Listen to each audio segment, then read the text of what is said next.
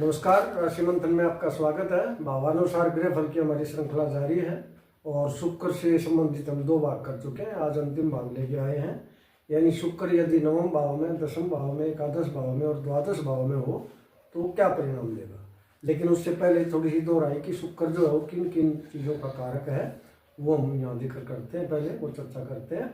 तो शुक्र जो है वो पहली बात तो स्त्री का कारक है, विशेषकर विवाहित स्त्री। उसके बाद लक्ष्मी बोलते हैं इसको, यानी धन दौलत वैभव ऐश्वर्य, इन चीज़ों का कारक है। फिर ये सौंदर्य का भी कारक है, यानी विशेषकर उसमें प्रकृति भी आती है और जो जीव की सुंदरता है वो भी आती है। और इसमें जो फूल है, फूलों के जो भी पेड़ वगैरह है वो आते हैं, और इत्र है, सुगंध है, खुशबू जो भी है वो इसके अंतर्गत आती है। उसके बाद जो जीवन की सुख सुविधाएं हमारी जो शरीर को आराम देती हैं वो सारी की सारी इसके अंतर्गत आती है। फिर हमारा जो वैवाहिक जीवन है, जीवन साथी या वैवाहिक जीवन है, वो भी इसके अंतर्गत आता है। और फिर जो कला क्षेत्र है पूरा, वो तो सारा का सारा ही शुक्र के अंतर्गत आता है। तो कला क्षेत्र में जो है नाटक है, नृत्य है, संगीत है, एक्टिंग है, मॉडलिंग है, ये सारी की सारी चीज़ें जो है वो शुक्र के अंतर्गत आती है।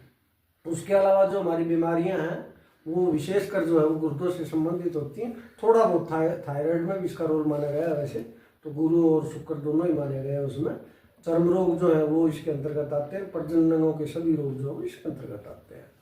अब हम भावानुसार जो है वो फल की चर्चा करेंगे। तो 9वां भाव जो है उसमें यदि शुक्र हो तो कैसे परिणाम देगा। तो सबसे पहले कि 9वां भाव जो है वो किन किन चीज़ों का प्रतिनिधित्व करता है। तो 9वां भाव हमारा क्योंकि भाग्य भाव कहलाता है, साथ में इसको धर्म भाव भी बोलते हैं। तो इसमें जहाँ तक भाग्य का सवाल है तो व्यक्ति अगर शुक्र यहाँ बैठा हो, क्योंकि शुक्र जो है 2 नंबर का शुभ ग्रह है, सबसे ज़्यादा शुभ जो है वो बृहस्पति होता है और 2 नंबर पर शुक्र होता है। तो ये यहाँ पर व्यक्ति सौभाग्यशाली होता है, यानी बहुत अच्छी उसकी किस्मत होती है। फिर ये धर्म भाव है, तो धर्म के मामले में क्योंकि स्त्री ग्रह है तो ज़्यादातर जो है वो देवी भक्त हो सकता है, कि कोई न कोई जो देवी की पूजा करता हो सकता है और उनके धर्म स्थानों में जो है दान पुण्य करता है और उनमें जो है उनके निर्माण में भी वो मदद करता हुआ देखा गया है। फिर ये जो गुरुजन आते हैं इसके अंतर्गत, तो उस मामले में भी ये काफ़ी जो सौभाग्यशाली होता है, अच्छे गुरुजनों से मिलते हैं, अच्छी शिक्षा उसे देते हैं। फिर ये पिता का भी एक भाव है, तो उसके पिता काफ़ी आकर्षक और सुंदर जो है व्यक्तित्व के मालिक होते हैं, काफ़ी धनवान वो होते हैं। और विदेश यात्राओं का या तीर्थ यात्राओं का भी है। तो जैसे मैंने बताया था कि भी देवी जो है ना उनको प्रतिनिधित्व करता है, तो उनसे संबंधित वो तीर्थ यात्राएं जो वो करता है और विदेश की यात्राएं भी। यानी इस भाव में कुल मिला के शुक्र बहुत ही अच्छे परिणाम देता है, बशर्ते कि उसके ऊपर कोई बहुत ही ज्यादा पाप प्रभाव ना हो। और पाप प्रभाव भी क्योंकि शनि तो इसका मित्र है, तो पाप प्रभाव जो होता है तो राहु का होता है या केतु का या मंगल का। तो ये अगर एक प्रभाव डाल रहे हैं तो थोड़ी दिक्कत आ सकती है। अब आते हैं 10वें भाव पर।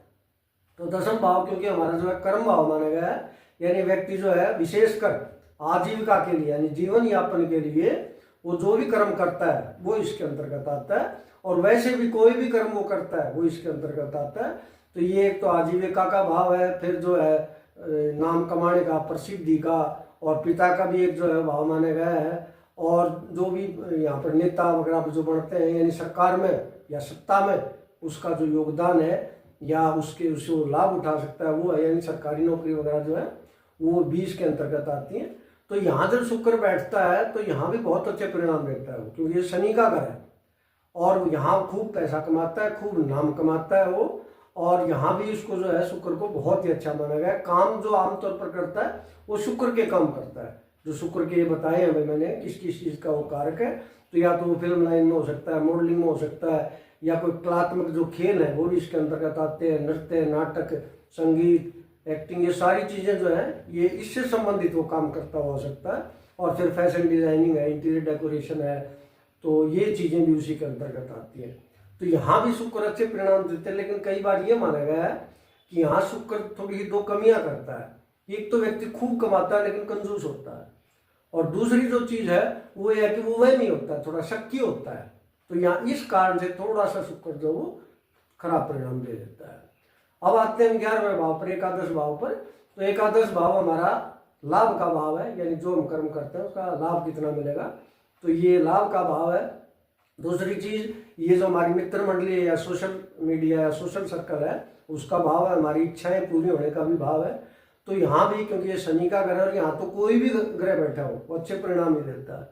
तो यहाँ भी बहुत अच्छी आय होती है इसकी, और संतान भाव पर भी इसकी दृष्टि है, तो उससे संबंधित यानी जो कन्या संतान है उसकी ज़्यादा होती हैं, और वो भी काफ़ी जो है आकर्षक और व्यक्तित्व वाली होती हैं, काफ़ी फलती फूलती हैं, काफ़ी अच्छी किस्मत वाली वो होती हैं। और यहाँ भी बैठ के वो इसकी इच्छाएं जो भी होती हैं पैसे से संबंधित या नाम कमाने से संबंधित और लोगों से संपर्क से संबंधित, वो भी सारी पूरी होती हैं। और क्योंकि ये जो है सोशल मीडिया का भी है, मित्र मंडली का भी है, तो ज़्यादातर शुक्र से संबंधित जो क्षेत्र में व्यक्ति होते हैं उनसे इसके संपर्क होते हैं।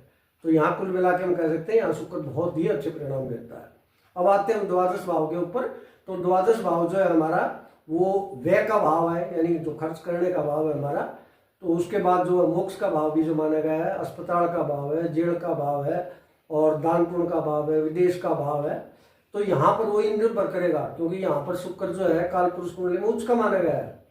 तो यहाँ पैसे की तो बिल्कुल भी कमी नहीं छोड़ता हो, लेकिन कई बार ये देखा गया है कि उसका आचरण जो है, वो चरित्र जो है, उसमें थोड़ी बहुत दिक्कतें जो है वो देखी गई हैं, खासकर उसके ऊपर कोई दुष्प्रभाव हो तो, यानी वो भोग विलास में जो है वो ज्यादा जो जा सकता है बजाय मोक्ष वाले मार्ग पर। लेकिन अगर उसके ऊपर अच्छे ग्रहों का साथ या दृष्टि है तो मोक्ष के मार्ग पर भी जा सकता है। ऐसी बात नहीं कि वो सिर्फ भोग विलास में ही जा सकता है।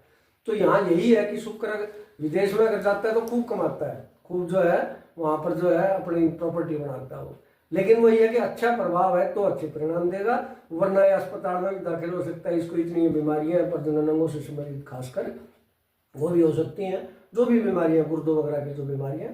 तो यहाँ निर्भर करेगा कि उसके ऊपर कोई दुष्प्रभाव तो नहीं है। तो यहाँ मिला जुला प्रभाव हम जो है शुक्र का मानेंगे। इसके साथ ही हमारी ये जो शुक्र की श्रृंखला समाप्त होती है। आगे हम शनि की श्रृंखला लेके आएंगे। नमस्कार।